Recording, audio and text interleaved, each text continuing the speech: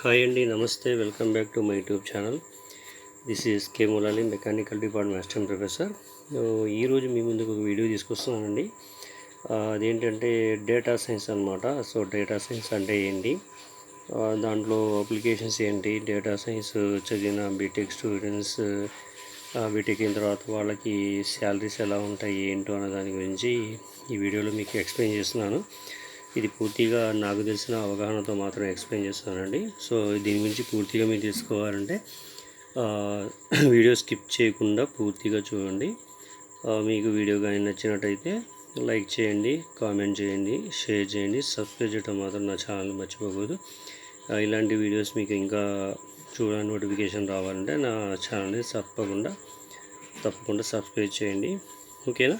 So మనం వీడియోలోకి వెళ్దామండి. వాట్ ఈజ్ డేటా సైన్స్, దానికి సంబంధించి మీకు క్లారిటీగా పాయింట్ టు పాయింట్ ఎక్స్ప్లెయిన్ చేస్తాను నాకు తెలిసిన అవగాహన.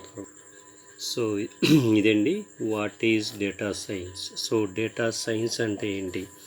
సో ఇది ఇంజనీరింగ్లో ఒక కంప్యూటర్ సైన్స్ సంబంధించిన బ్రాంచ్లలో సబ్ బ్రాంచ్ అనమాట.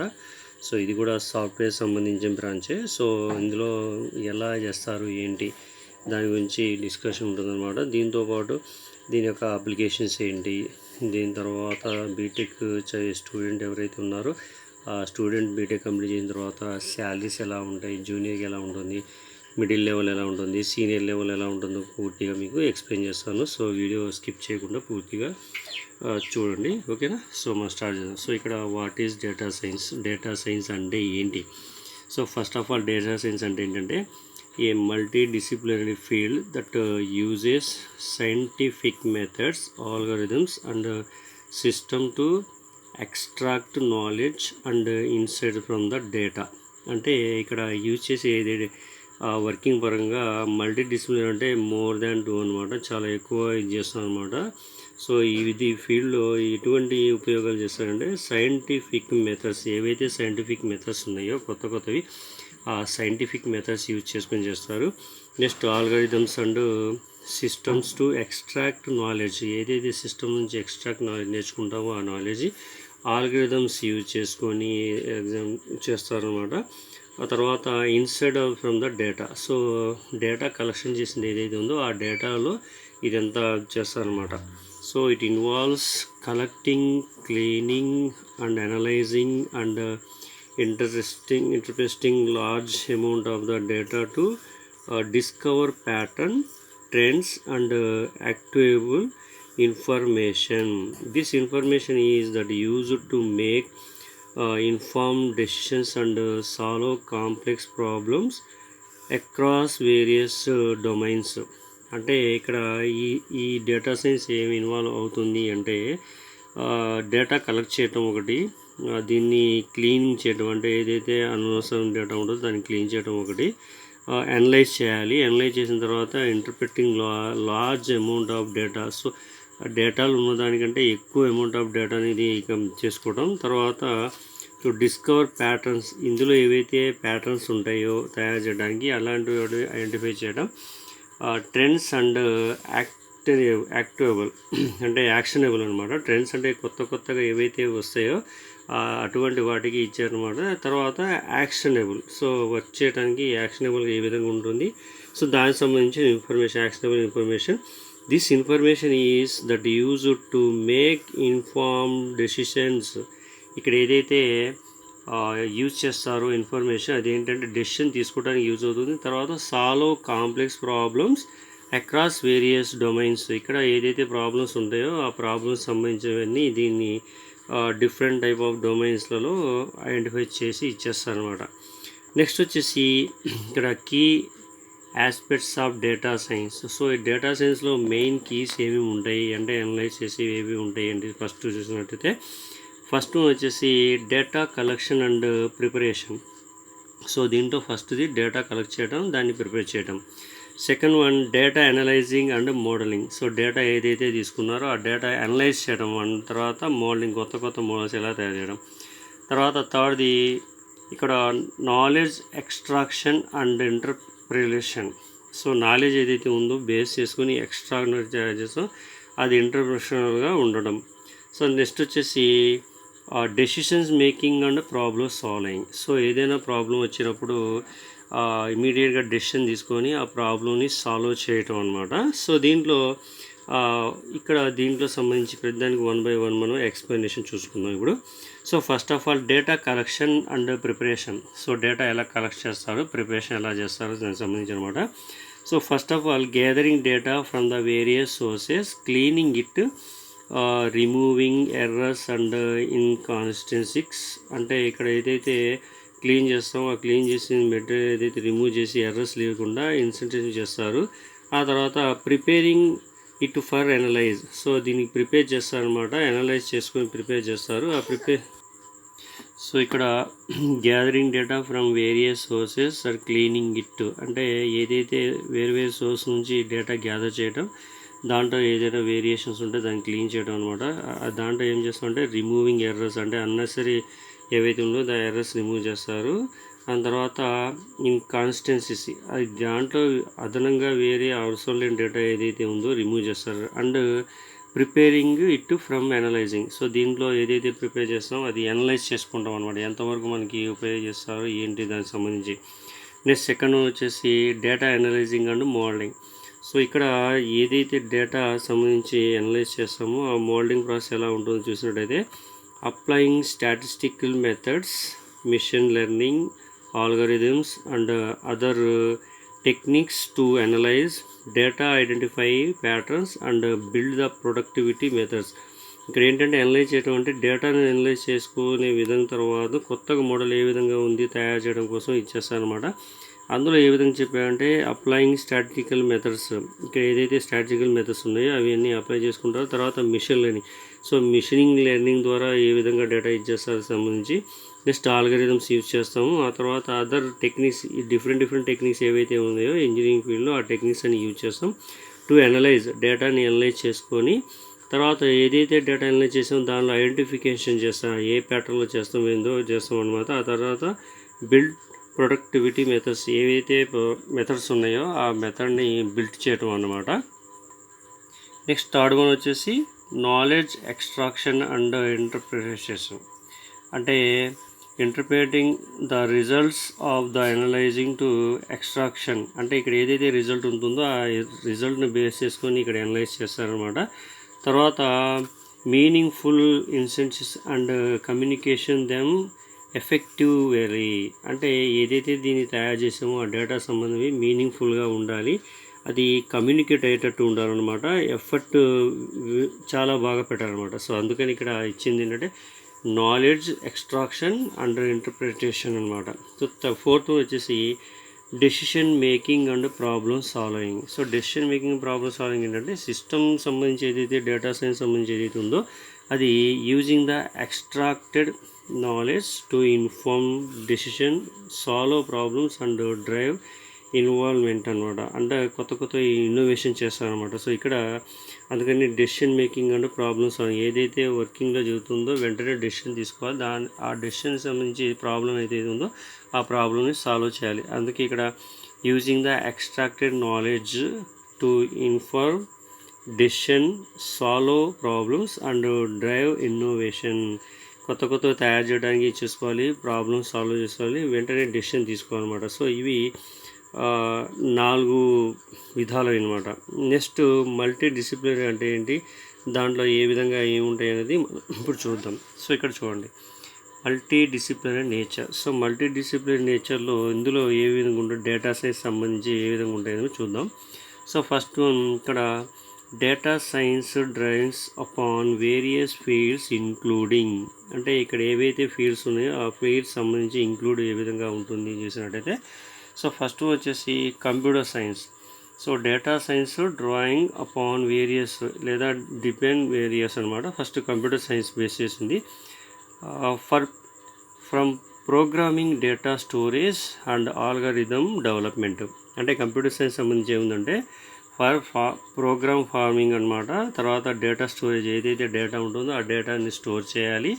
అండ్ ఆల్గరిథమ్ డెవలప్మెంట్, ఆల్గరిథమ్ ద్వారా దీన్ని ఎలా డెవలప్ చేయాలనేది డేటా సైన్స్ ఇది అవుతుందన్నమాట discipline. Next mathematical and statistical. So mathematical and statistical వచ్చేసి for understanding data distribution and building statistical models and performing inferences. అంటే ఇక్కడ ఏదైతే డిస్ట్రిబ్యూట్ చేస్తారో ఆ డేటా మెథమెటిక్గా చూసుకొని అండర్స్టాండింగ్ అంటే అర్థం చేసుకునేటట్టు ఉండాలి డేటా. తర్వాత దాన్ని బిల్డప్ చేసేటట్టు ఉండాలి. స్ట్రాటజీ కాన్స్టెంట్గా ఉండాలి. ఏదైతే మోడల్ తయారు చేశారో అది పర్ఫార్మింగ్ ఇన్ఫర్మేషన్స్ అంటే ఏదైతే డేటా మెయింటైన్ చేస్తామో అది పర్ఫార్మెన్స్ అనేది కరెక్ట్గా ఉండాలన్నమాట. నెక్స్ట్ థర్డ్ వచ్చేసి డొమైన్ ఎక్స్పర్టిక్స్. అంటే డొమైన్ ఏదైతే ఉందో ఒక ఏరియా స్పేస్ చూసుకున్నట్టయితే దాని ప్రకారం వెళ్ళిపోద్ది అనమాట. సో ఇక్కడ having specific knowledge of the field in which the data is being analysed in business, health care etcetera. అంటే ఏం లేదు, డొమైన్ ఎక్స్పెక్టేషన్ అంటే ఏదైతే మనం కొత్తగా క్రియేట్ చేస్తున్నామో అది స్పెసిఫిక్ నాలెడ్జ్ ఉండాలన్నమాట. ఎగ్జాంపుల్ చెప్పాలంటే బిజినెస్ మీద ఒక మనకి ఐడియా ఉన్నప్పుడు దీని ద్వారా డేటా సైన్స్ అనే సంబంధించి దాన్ని ఇచ్చేసుకోవాలి. లేదంటే హెల్త్ కేర్ సంబంధించి ఏవైతే ఉన్నాయో దానికి సంబంధించి చేయాలన్నమాట. సో దానికోసమే డొమైన్ ఎక్స్పెక్టేషన్ అనమాట. హ్యావింగ్ స్పెసిఫిక్ నాలెడ్జ్ ఏదైతే పర్టికులర్ తయారు చేస్తామో దాని మీద నాలెడ్జ్ ఉంటేనే మనం ఇందులో వర్క్ చేసే విధంగా ఉంటుంది అనమాట. నెక్స్ట్ వచ్చేసి machine learning and artificial intelligence. So machine learning and artificial intelligence అంటే మిషనింగ్ ద్వారా లెర్నింగ్ అవుతుంది. తర్వాత ఆర్టిఫిషియల్ అంటే ఇక్కడ క్రియేటివిటీ ఎలా ఉంటుంది, సహజంగా ఉంటుంది అనమాట. ఆర్టిఫిషియల్గా ఉంటుంది, కృత్రిమంగా ఏదైతే ఉందో తయారు చేస్తారు. సో ఇక్కడ చూడండి, for building productivity models, automatic task and enabling the advanced automation activities. అంటే ఏవైతే కొత్తగా తయారు చేసేవైతే ఉందో ఇక్కడ మిషన్ లెర్నింగ్ ద్వారా కావచ్చు, ఆర్టిఫిషియల్ ఇంటెలిజెన్స్ ద్వారా కావచ్చు, ఆ బిల్డప్ ప్రొడక్టివిటీ కొత్తగా తయారు చేసే ప్రొడక్టివిటీ ఏదైతే ఉందో అది కొన్ని మోడల్స్ ద్వారా చేస్తారనమాట. తర్వాత ఆటోమేటిక్ టాస్క్స్ ఏవైతే ఉన్నాయో కొన్ని టాస్క్ డిఫరెంట్ టాస్క్స్ ఉంటాయి.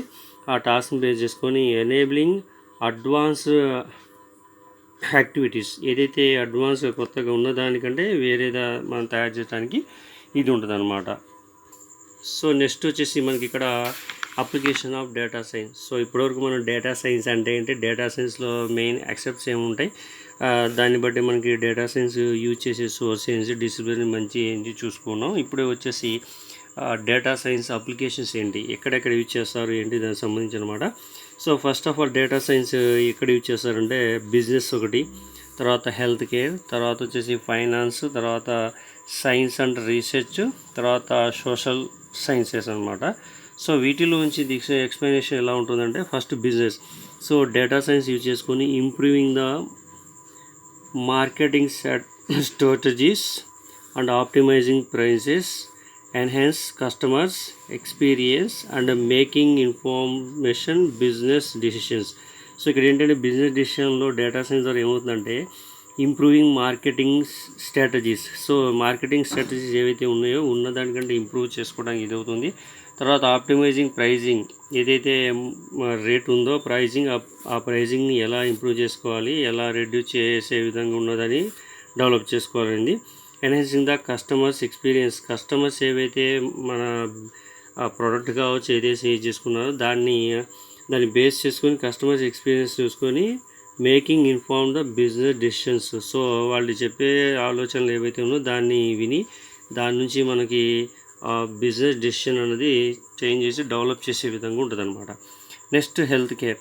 హెల్త్ కేర్ అంటే ఇది హాస్పిటల్కి సంబంధించి అనమాట. డేటా సైన్స్ నుంచి ఏ విధంగా మనం చేసుకుంటామంటే డెవలపింగ్ పర్సనలైజ్డ్ మెడిసిన్, తర్వాత predicting diseases, outbreaks and improving patient care. అంటే ఏం లేదు, హెల్త్ కేర్ సంబంధించి ఏంటంటే డెవలపింగ్ పర్సనలైజ్డ్ మెడిసిన్, ఏదైతే మెడిసిన్ యొక్క స్టార్టింగ్ పొజిషన్ నుంచి ఎండింగ్ పొజిషన్లో ఎలా ఇది అవుతుందో ఆ మెడిసిన్ని డెవలప్ చేసుకోవాలి.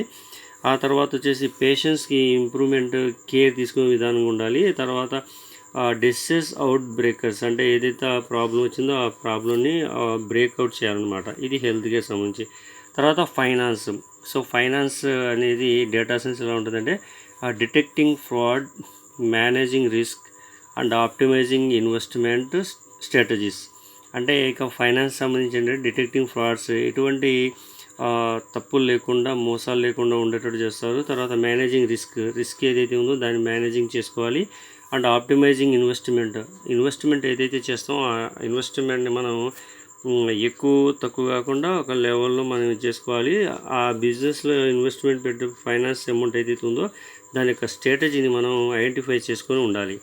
నెక్స్ట్ వచ్చేసి సైన్స్ అండ్ రీసెర్చ్. సో దీంట్లో science and research data science ఎలా ఉంటుంది, అనలైజింగ్ సైంటిఫిక్ డేటా. సో ఇక్కడ ఏదైతే ఉందో ఆ సైంటిఫిక్ డేటాని మనం అనలైజ్ చేసుకోవాలి. తర్వాత డెవలపింగ్ చేసుకోవాలి న్యూ ట్రీట్మెంట్స్, కొత్తగా ట్రీట్మెంట్ ఏదైతే మనం చేసేది ఏదైతే ఉందో దాన్ని కొత్తగా ట్రీట్ చేస్తూ ఉండాలి.